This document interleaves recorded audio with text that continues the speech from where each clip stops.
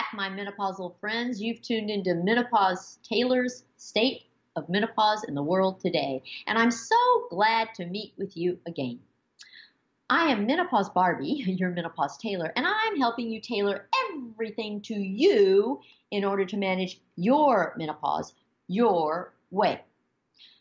Most women who discover this education that I'm giving, whether it's my book, my YouTube videos, my webinars, my DVD podcasts, they're absolutely shocked to discover all the things they didn't know.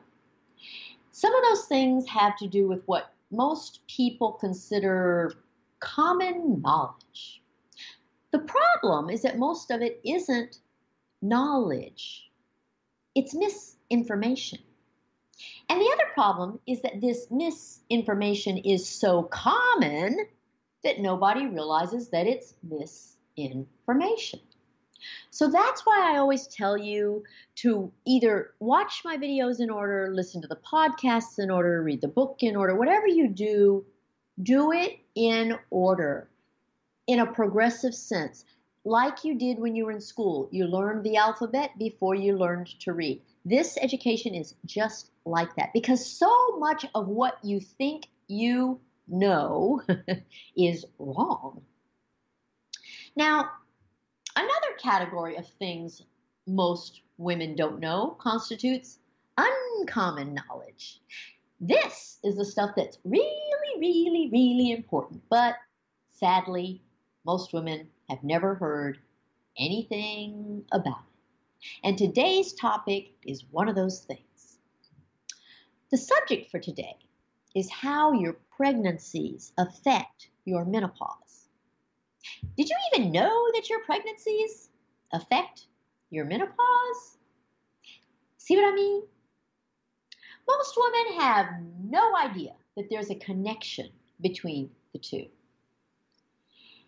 If you have my book, I discuss these things individually with the topic to which each pertains. But what I love about both my videos and these podcasts is that I can approach things from different angles. And when I do that, it helps you to see the big picture better. And so what I'm doing today is I'm presenting these two things together and connecting them in a way that will have you kind of having these aha moments and light bulbs going on in your head, because when you learn or think about either of these individually, you don't make these connections. And sometimes you get so caught up with just one factor or one symptom or one disease that you fail to look at menopause as a whole. So this podcast will help you see the overall effect of your pregnancies on your menopausal life. If you've ever been pregnant, you need to listen to this podcast. If you've never been pregnant, you need to listen to this podcast. Either way, you're going to learn something really important with regard to how your pregnancies or lack thereof affect your menopause. And I promise you, it's not all good or all bad one way or the other, so don't think that you're in the lucky group. No one's lucky, okay? There are 4 areas in which your pregnancies affect your menopause. They include, number 1, your urinary tract. Number 2, your breast density. Number 3, your risk of breast cancer. And number 4, your risk of ovarian cancer. And I'll go through each of those 4 things and explain the effect that pregnancies have on them when it comes to your menopause. So the first one is your urinary tract.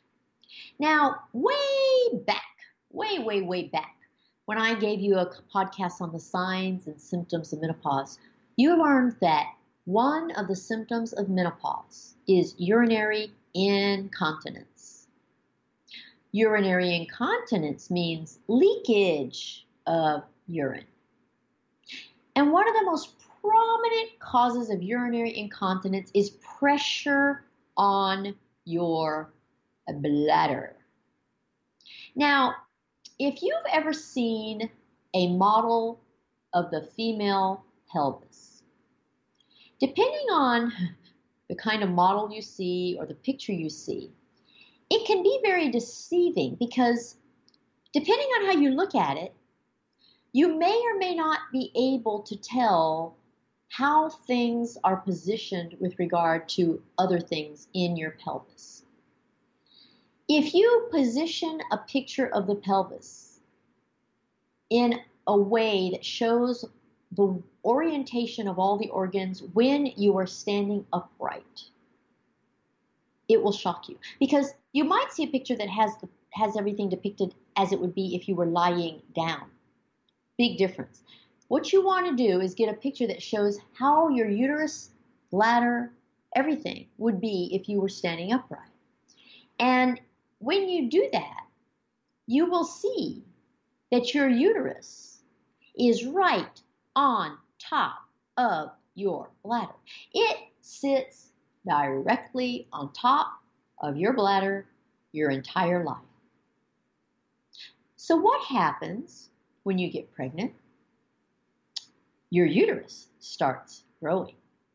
It goes from the size of, a tennis ball to the size of a softball to the size of a soccer ball to the size of a basketball, and then to the size of a great big balloon. But it doesn't only increase in size. It also increases in weight. It becomes 500 times larger and 15 times heavier when you get pregnant. So what do you think that does to your bladder? Your bladder is a fragile little sac that has to withstand all that weight and pressure for months and months and months. And when it's time to deliver the baby, what do? You push for hours.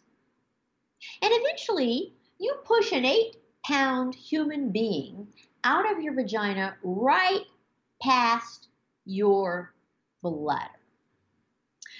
So do you think your bladder sustains all that trauma for months on end without any permanent effects? Of course not.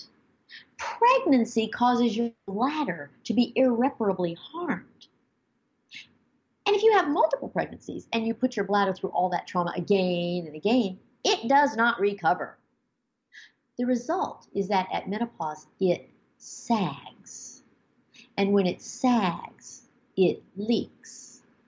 So the bottom line is that pregnancy affects your menopause by worsening the extent to which your bladder sags, and that affects the extent to which you leak urine. Generally speaking, the more pregnancies you've had, the more you leak urine at menopause. Or how much time you spent pregnancy has a whole lot to do with how much you leak. The more time you spent pregnant, the more you leak. Sorry, but you can see the logic in this, right? You see, I spend time teaching you the logic, and that way you don't have to wonder if something is true or not. Logic will always, always help you make sense of things. Okay, now we're going to go to item number 2, which is breast density. Now, in a previous podcast, I gave you, explanations on some things about your breasts, but I'm going to pick up here and review some of that so that you recall the details that are important here. This is why I always tell everyone to watch my videos in order and listen to my podcasts in order, read the book in order, because then you don't have to worry about any of this stuff. Okay, breast tissue. When you're young, before you ever get pregnant the very first time, you have a lot of dense breast tissue. And the name of that dense breast tissue is fibrocystic tissue. And it's entirely normal. Yes, it's lumpy. Yes, it makes your breasts hurt before your periods. But it's also the stuff that makes your breasts so perky and pretty when you're young. and it's completely normal. There is no such thing as fibrocystic disease. It's not a disease any more than green eyes or curly hair are. It's just something that confuses you a bit. But then you go and get pregnant. And because your breasts exist for the sole purpose of feeding your newborn, they begin to change during your pregnancy. That firm fibrocystic tissue transforms into glandular tissue. The glands are what fill with milk for the baby. And whether you breastfeed or not, that tissue never goes back to being as firm as it once was. Quite the opposite, in fact.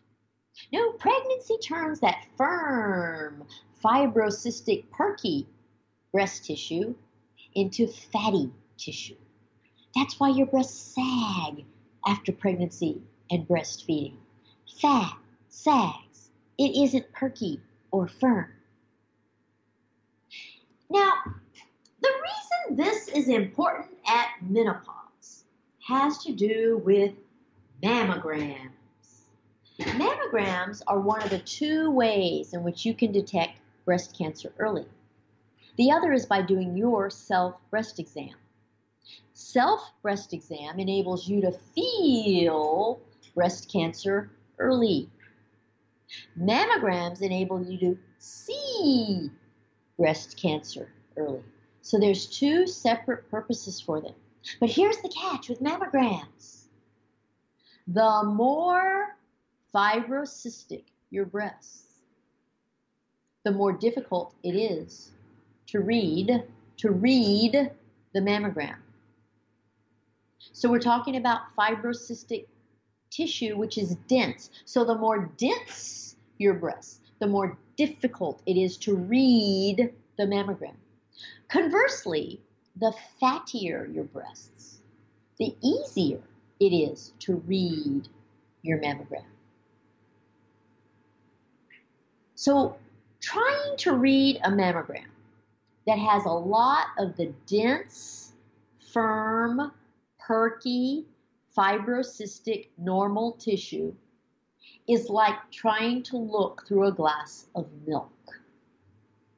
But reading a mammogram with that fatty, saggy tissue after pregnancies is like looking through a glass of water. So mammograms with fibrocystic tissue are difficult to read, which means it's more difficult to find breast cancer early. It doesn't cause breast cancer, it's just hard to find it. But mammograms with fatty tissue are easy to read, which means it's easier to find breast cancer early. This is why your pregnancies affect your menopause. The bottom line is that the more pregnancies you've had, the fattier your breasts, and the easier it is to read your mammogram and find breast cancer early.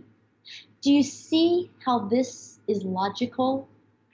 You know, sometimes women get all upset because their mammogram was difficult to read and they don't understand why. Well, in a way, that's a compliment because they're saying, hey, my breasts are really nice and dense and perky. On the other hand, they have to go through the angst and headache of getting something else to where they can see it. It's all about, can they read it well enough to give you the all clear and say everything is fine. It's about how easy it is to read the mammogram. So understand where this comes into play. And that brings us to the next way in which your pregnancies affect your menopause. Independent of what I just taught you about mammograms,